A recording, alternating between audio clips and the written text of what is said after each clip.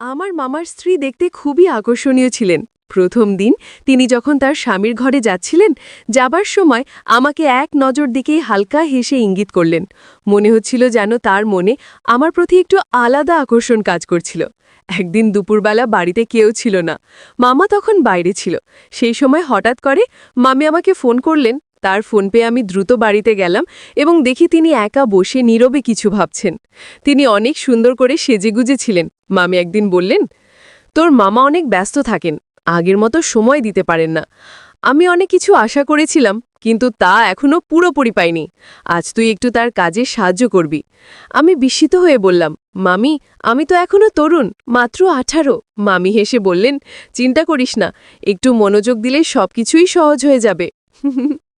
তারপর মামি, বন্ধুরা রেডি হয়ে যাও, আজকের গল্পটা অনেক বেশি স্পেশাল, তাই কেউ মিস করো না। আর দয়া করে গল্পগুলো ভালো লাগলে ভিডিওটি লাইক, শেয়ার এবং চ্যানেলটি সাবস্ক্রাইবই করো প্লিজ। এই গল্পে আমি একজন তরুণ ছেলের চরিত্রে অভিনয় করছি।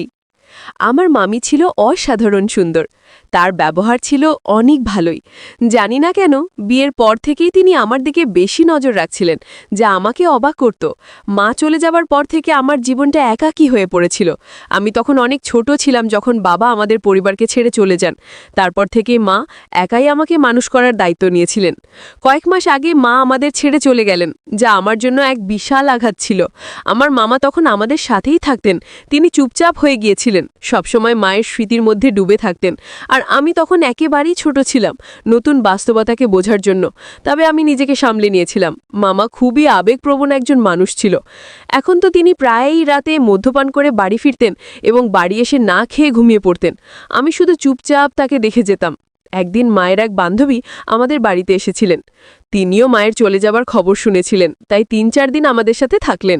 তিনি মামার ব্যবহার লক্ষ্য করলেন এবং বললেন, এখন তোর বিয়ে করা উচিত। বাড়িতে যদি কোনো মেয়ে থাকে তাহলে সে তোকে এবং তোর ছোট ভাগ্নেকে সামলাতে পারবে। আমি দেখছি তোমরা দুজন একে অপরের থেকে দূরে সরে যাচ্ছ। তিনি আরও বললেন, একজন নারী পারে একটা বাড়িকে সুন্দর বানাতে। আন্টির কথায় মামা সম্মতি দিলেন। এরপর আন্টি ভাইয়ের জন্য উপযুক্ত মেয়ে খুঁজতে শুরু করলেন। যেদিন আন্টি তাদের বাড়ি গেলেন, সেই রাতেই মামার নেশাগ্রস্ত অবস্থায় বাড়ি ফিরলেন। তার সাথে ছিল একটি মেয়ে। সে মামার হাত ধরে তাকে ঘর পর্যন্ত নিয়ে গেলেন এবং তারপর তাকে ঘরে রেখে চলে গেলেন। পরের দিন সকালে সেই মেয়েটি আমাদের বাড়ির কলিং বেল বাজিয়ে মামার ব্যাপারে জিজ্ঞেস করল। তারপর সে রান্নাঘরে গিয়ে আমাদের জন্য জলখাবার বানাতে শুরু করল। জলখাবার খেয়ে আমি কলেজের উদ্দেশ্যে বেরিয়ে গেলাম, কিন্তু মামা তখনও ঘুমাচ্ছিলেন। তাকে জাগানোর সাহস আমার হয়নি।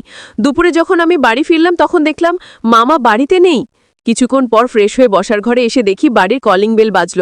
দরজা খুলতেই দেখলাম মামা সেই মেয়েটির সাথে বিয়ে করে বাড়ি ফিরেছে। তাদের গলায় বিয়ের মালা ছিল। আমি বিস্ময়ের সাথে তাদের দিকে তাকিয়েছিলাম।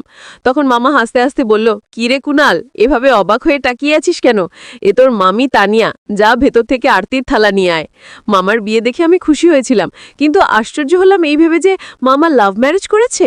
যদিও আমি বেশি কিছু জানতে চাইনি, তাড়াতাড়ি আরতির থালা এনে তাদের ঘরে প্রবেশ করালাম।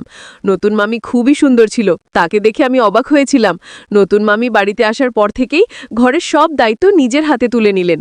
সেদিন রাতে মামা আর মামি নিজেদের ঘরে চলে গেলেন, আর আমি পানির বোতল নিয়ে নিজের ঘরের দিকে হাঁটতে শুরু করলাম। ঘরের দিকে যাবার সময় হঠাৎ চোখ পড়ল মামার ঘরের দিকে। সেখানেই মামির চোখে আমার চোখ পড়ল। মামি হালকা হাসলেন আর চোখের ইশারায় কিছু বোঝাতে চাইলেন এবং তারপর দরজাটা বন্ধ করে দিলেন। প্রথম দিনই তিনি আমাকে এমনভাবে দেখেছিলেন যেটা আমি তখন সাধারণ একটা ভুল বোঝাবুঝি ভেবেছিলাম, কিন্তু পরে বুঝতে পারলাম হয়তো তার মনোযোগ ছিল আমার মতো তরুণ ভাগ্নার দিকেই। পরের দিন সকালে মামা ঘর থেকে বেরিয়ে এলেন। তার মুখে এক অন্য রকমের আনন্দের হাসি। মায়ের চলে যাবার পর তাকে এতটা খুশি আমি কখনো দেখিনি। ভালো হয়েছে যে মামা বিয়ে করেছে। মামার সাথে তার জীবনে কিছুটা হলেও আনন্দ ফিরেছিল। মামি এসেই ঘরটাকে আবার প্রাণবন্ত করে তুলেছিল। মামি খুব ভালোভাবেই ঘরের দায়িত্বগুলো সামলে নিয়েছিলেন। আমি মামা আর মামের প্রেম কাহিনী জানতে খুবই আগ্রহী ছিলাম, কিন্তু মামার সাথে সে বিষয়ে কথা বলার কোনো সুযোগ পাইনি। সকালে নাস্তা করেই মামা অফিসের জন্য বেরিয়ে যেত, আর সন্ধ্যায় ফিরেই শুধু মামির সাথেই সময় কাটাতো। এটাই তো স্বাভাবিক, কারণ তাদের নতুন বিয়ে হয়েছে। মামা সন্ধ্যায় বাড়ি ফিরেই ফ্রেশ হয়ে মামিকে কোথাও না কোথাও ঘুরতে নিয়ে যেত। অনেক সময় তারা বাইরে থেকেই রাতের খাবার খেয়ে আসতো এবং আমার জন্য খাবার নিয়ে আসতো। এভাবেই দেখতে দেখতে মামা আর মামির বিয়ের 20 দিন পেরিয়ে গেল। একদিন কলেজ থেকে একটু তাড়াতাড়ি বাড়ি ফিরলাম। বাড়ি এসে মামির ঘরে গেলাম, দেখলাম মামি সুন্দর করে সেজে বসে আছে। তার গায়ে ঝলমলে শাড়ি আর মেকআপ একদম অন্যরকম লাগছিল। আমি মামিকে জিজ্ঞেস করলাম, কোথাও যাচ্ছ নাকি? তিনি মুচকি হেসে বললেন, না, আমি এভাবেই থাকতে পছন্দ করি, তাই নিজের পছন্দ মতো মেকআপ করেছি। মামির কথা সুতা দিয়ে আমি বললাম, মামি, আমি আপনাকে একটা প্রশ্ন করতে চাই। আপনার বিয়ের পর থেকে এই প্রশ্নটা আমার মনে ঘুরছে, একবার আমাকে সেই প্রশ্নের উত্তর দিয়ে একটু স্বস্তি দিন। তখন মামি আমার কাছে এসে আমার কাঁধে হাত রেখে আমাকে বিছানায় বসিয়ে দিলেন। মামি হেসে বললেন, বল, তোর প্রশ্ন কি? আমি মামিকে বললাম, আপনার প্রেমের গল্পটা জানার জন্য আমি খুবই আগ্রহী। মামার সাথে আপনার প্রথম দেখা কিভাবে হলো সেটা জানতে চাই। বাইজা তো কখনো নিজে থেকে কোনো মেয়ের সাথে কথা বলে না, তাহলে কিভাবে সে লাভ ম্যারেজ করলো? আমার কথা শুনে প্রথমে মামি হাসতে লাগলেন এবং তারপর বললেন, তুই তোর বয়স অনুযায়ী খুবই সরল, কিন্তু চিন্তা করিস না, এখন যখন আমি এই বাড়িতে এসেছি তোকে একটু একটু করে স্মার্ট বানিয়ে দেব। মামি আমার প্রশ্নের উত্তর দিতে শুরু করলেন, তোর মামা আর আমার প্রথম দেখা হয়েছিল একবার বাস স্টপে।